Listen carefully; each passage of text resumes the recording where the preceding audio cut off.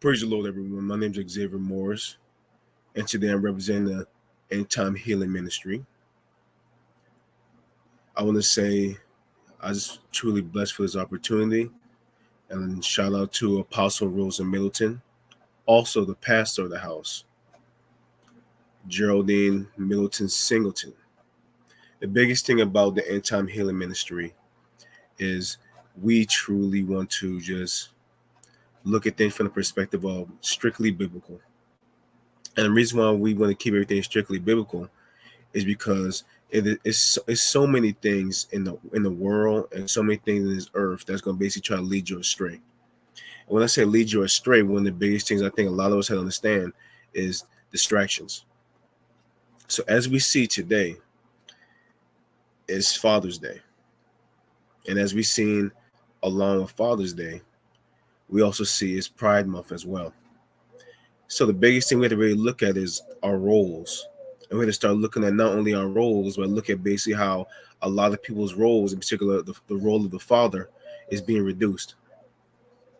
What I mean by reduced, as we've seen in the media, as we've seen in the schools, as we've seen with so many things being rewritten, as we've seen how the dynamics in a lot of the homes are being shifted, we see more than ever before that the role of the male has almost been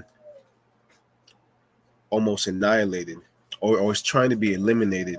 And at any point, anybody that's trying to stand for something is trying to be knocked down. So the biggest thing I really want you to look at, and the one biggest thing I want you to start thinking about is men are being under attack. And not only being under attack, but their inheritance is trying to be eliminated as well. So when we just think about the inheritance, we just have to think about how we just came from a generation of praying mothers, a generation of praying fathers, just praying men in general. But the unfortunate thing about it is because so many people have gone off their watch, because so many people have not done what they're supposed to do, because so many people aren't being the head of the households, we have seen a shift. We have seen everything be written. We have seen so many things in our lives just being turned upside down to where we have almost spiritual blinders to the truth. So as you see with the title about fatherhood, we are seeing that fatherhood in itself is being redefined. We're starting to see manhood being redefined. We're starting to see even womanhood being redefined. We don't even know what a woman is. We don't even know what a man is at this point. And most importantly, even in our household, when we look at even the generation now, they do not even respect any type of authority at all. It doesn't matter the position or what you're saying. That authority is literally being ignored or being disrespected, and which is why we're seeing so many of our children lives being cut short without even realizing, because they do not have that spiritual backing. They do not have that solid foundation. So when we just think about what it truly means, the biggest thing is when we think about inheritance. Is your inheritance being rejected out of ignorance, or is it purpose? I would say it's purposely being destroyed, and it's very strategic. There's think about all the times you've been in church. Think about all the times you read your word. You think about how Satan is like a roaring lion, just see who can devour, and we just don't really pay attention that there's so many things that's being under attack, and just how the moves themselves are being put into place so that things can be shifted the way they are. It can start literally in the mind. All it really means is when you start touching the mind of people. Some people in certain places, they start touching the mind of academia. They start touching the mind of the political movements. They start seeing propaganda. They start seeing all throughout propaganda that people start to believe it. And when the people start believing it, now we start to really see that sooner when the people start believing it, then they start shifting to their children and start pushing that exact same thought processes to the masses. Because we have to really understand when we think about the role of a man, and when we think about the role of a woman, we say that when you have A man and a woman that knows who they are. A man and a woman that has God as the center, has God as the head of their household. We see that when they bring forth children, you have children that basically be brought up in the word. And when the children are brought up in the word, then now you have a household of biblical upbringing. And then now you sooner or later, when you have numerous people like that, then you have a community. And when you have a community, you sooner or later have a city, and you have a state, and then now you have a nation. Well, as we've seen firsthand, the nation's under attack, and it's all coming from the home. It starts with the home. So when we just think about our first chapter, let's just think about Ephesians 5. So in Ephesians 5, we have to really start looking at things from this perspective. As so walk in love. As we see, love is slowly becoming something that's really hard to find these days. Love in itself is being redefined. We're starting to see that more people than ever before really aren't trusting as much as they used to be. We start to really see that a lot of people really don't want to love anymore unless it's basically something that they gain from usually financial. I love you with a price. I love you for what you can give me.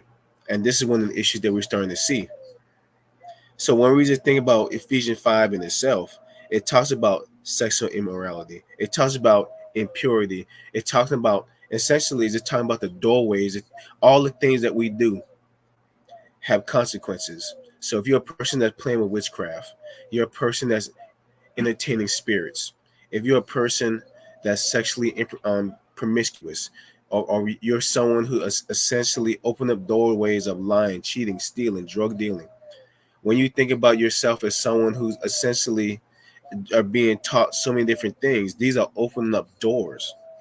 And one thing about doors is all you just need a little seam, and you can be ignorant to a lot of these doors. And when these doors open, you allow the enemy right in your home. And when you allow the enemy right into your home, you can do all the praying if you want. But the question is, why are you doing all these praying? Are you still comfortable in your sin? Because think about it. I can pray all day long. I can say I'm fasting all day long. But if that exact same sin is what I'm comfortable in, they're always gonna make a comeback. And as we've seen before, when one demon leaves, and when it brings back more, a seven more that's more dangerous than itself. So when we start looking at all the things that's going on, when we start seeing all these levels of mental, when we think about just mental illnesses, a lot of the mental illnesses that we're seeing isn't really mental illnesses, but it's basically spiritual warfare. Spiritual warfare for the most part that a lot of us basically are ignorant to because we are went away from the word. So when we just think about Ephesians, for you may be sure there's that everyone who is sexually immoral and impure, or who is basically an adulterer, has no inheritance in the kingdom of Christ. Let no one deceive you with empty words, for because of these things, the wrath of God comes upon the sons of disobedience. So think about just empty words. Think about the wrath. Think about disobedience. Right now, we are living in a land of disobedience where anybody, even people in the church, are living in disobedience. So when we start to really see just in the signs of disobedience, we're starting to see diseases that we've never seen before just rapidly taking over. We're starting to see people age more prematurely. We start to see so many people just start talking about things in the sense of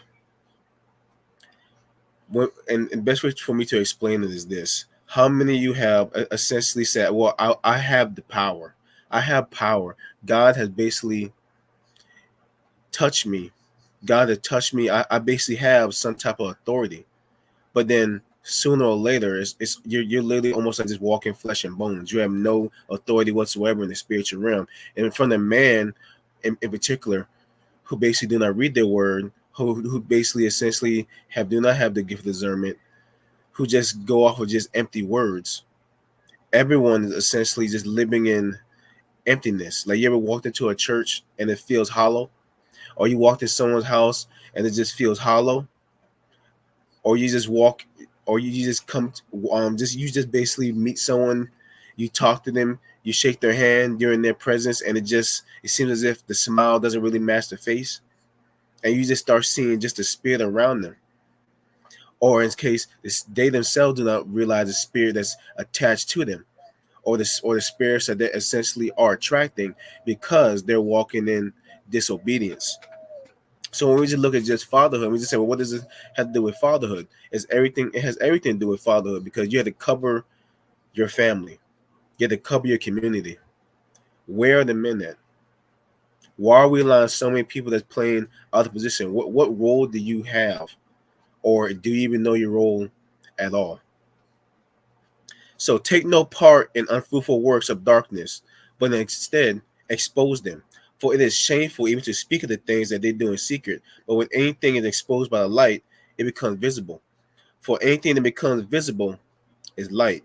Therefore it says, awake, O sleeper, and arise from the dead, and Christ will shine on you. So, and unfortunately, we have literally the walking dead as of right now. We have so many people that are living and breathing, but they're dead. Churches are dead. Their words mean nothing. They have no fire. They have no power whatsoever. This is the main reason why we can see so many demons can walk straight up in the church and have no power whatsoever sitting in the pulpit. So when we see fatherhood, the men need to step up. The men, and most importantly, the men have to start realizing their value.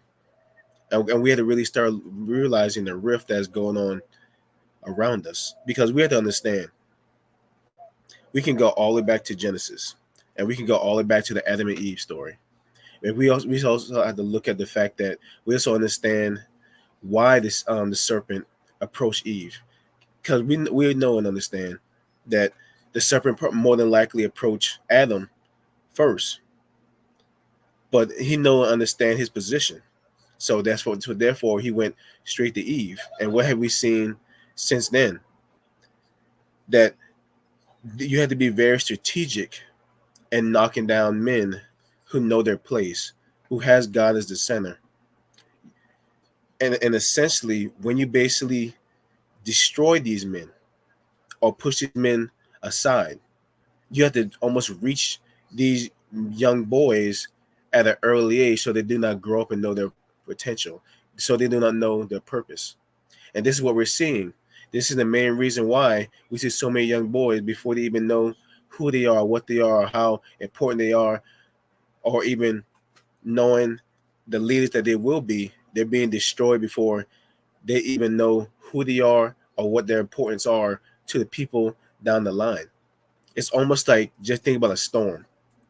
We have so many people that's being brought up in the world, and they don't realize the storm that's heading towards them because they're not being covered. They don't know how to cover themselves because they're too young to fight. And because they're too young to fight and we don't have the leaders to fight for them or teach them how to fight, they're going by the wayside. This is the main reason why we have young men, 7, 8, 9, all the way to the age of 18 is being swept. They're being swept by death. They're being swept in the prison system. Mental illness is at an all-time high. Ignorance is at an all-time high. It's like talking to a brick wall to our youth. It's like talking to a brick wall even to a lot of our adults, because they themselves may be 30, 40, 50, 60, 70, 80 years old, but they still are on the mind of a child. So many people have yet to mature, or the spiritually mature at that as well, because of that trauma, that spiritual trauma. It's something like a netting that's over your mind, that reprobate mind that some of us have, that we have yet to let go of, or we refuse to realize and see. So then let's now go to Matthew 9. And in Matthew 9, I'm just going to simply read from the 31st verse to the 38th. Jesus went through all the towns and villages, teaching in the synagogues, proclaiming the good news of the kingdom, and healing every disease and sickness. When he saw the crowds, he had compassion on them because they were harassed and helpless, like sheep without a shepherd.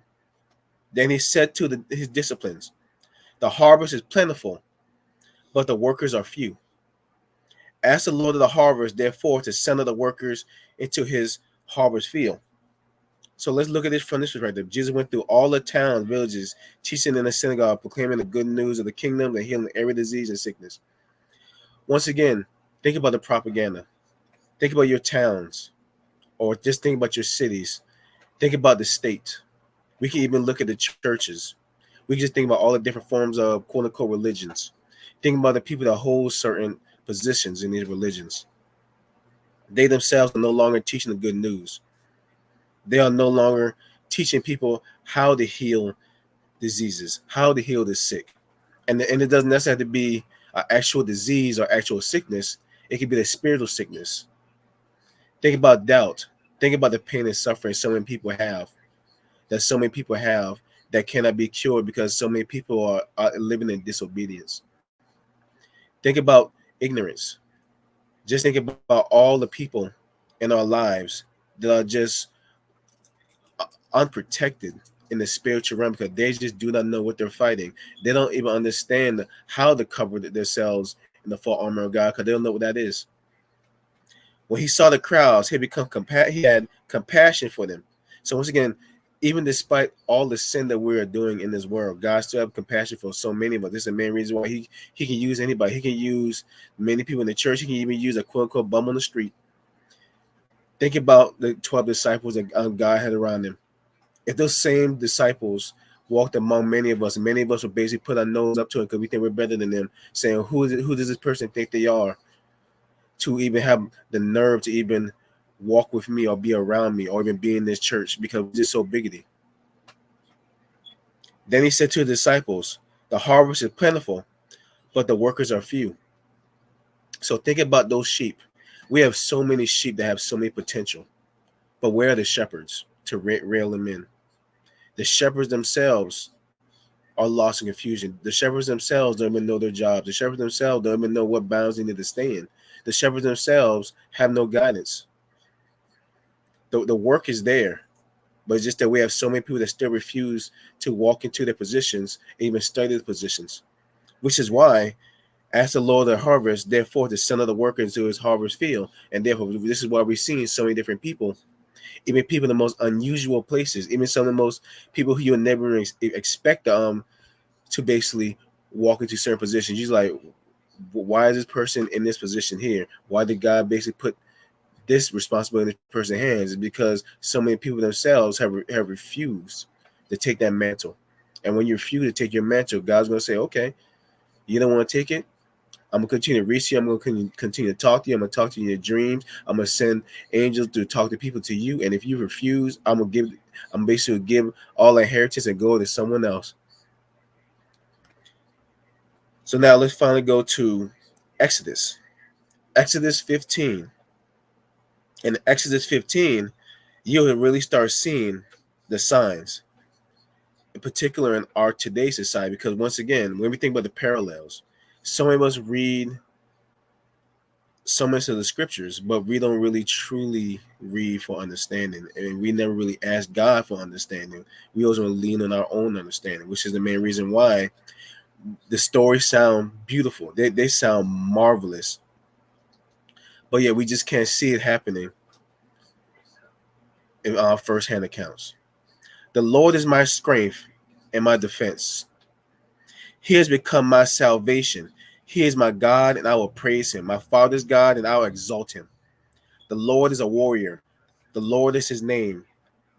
Think about Pharaoh's chariots and his army he has hurled into the sea. So just think about all the principalities that's constantly attacking you on a daily basis all throughout the year. Think about the bad habits. Once again, when I just refer back to the traumas, think about those chariots. Just think about those armies that are being sent to you on a daily basis. You don't realize it. The best of Pharaoh's officers have drowned in the Red Sea. The deep waters have covered them. They sank to the depths like stone. Your right hand, Lord, was was majestic in power. Your right hand, Lord, shattered the enemy. So once again, how many are gonna allow God to take over instead of you always constantly trying to fight your own battles? Which is the main reason why you're always constantly on the losing side, because you're trying to go by human hands instead of God's hands. In the greatness of your majesty, you throw down those who oppose you. You unleashed your burning anger and consumed them like stubble. By the blast of your nostrils, the waters piled up. The surging waters stood up like a wall. The deep waters congealed in the heart of the sea. The enemy bolstered. I will pursue, I will overtake them. I will divide the spoils. I will gorge myself on them. I will draw my sword, and my hand will destroy them. But you blew with your breath, and the sea covered them. They sank like lead in the mighty waters. Who among the gods is like your Lord? Who is like you in holiness, awesome in glory, working in wonders? You stretch out your right hand, and the earth swallows your enemies. In your unfailing love, you will lead the people you have redeemed. In your strength, you will guide them to your holy dwelling. The nations will hear and tremble. Anguish will grip the people. The chiefs of Edom who will be terrified. The leaders of Moab will be seized with trembling. And the people of Canaan will melt away. Terror and dread will fall on them by the power of your arm. They will be as still as stone until your people pass by the Lord. Until the people you bought pass by, you'll bring them in and plant them on the mountain of your inheritance, the place, Lord, you made for your dwelling, the sanctuary, Lord, your hands established. So when we just think about the Old Testament, the exact same Old Testament, we like to say is old fashioned. A lot of those exact same things that has happened is coming back in many different forms. A lot of the same power that people had, you yourself could do it as well. But the question is, why is it that so many of us can no longer handle, establish, or even perform a lot of these miracles? It's because of distractions. It's because so much of us is getting caught up in our own sins. We're getting too comfortable. And the church itself is essentially too comfortable doing what it's doing. This is the main reason why when you think about workers of darkness, your witches and warlocks, they can pray all day long, work their magic all day long. They can go all night long, but you still refuse to get up at the time that God is at requesting you to wake up at, and you're still refusing to pray.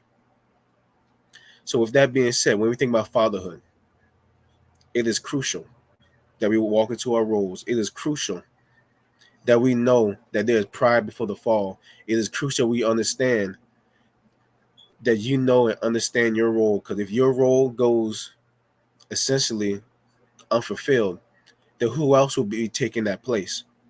And when that person finally does take your place, how many people have lost their lives because you refuse to do your job? So from the End Time Healing Ministry, I'm Xavier Morris. Until next time, you be blessed. Be blessed and highly favored.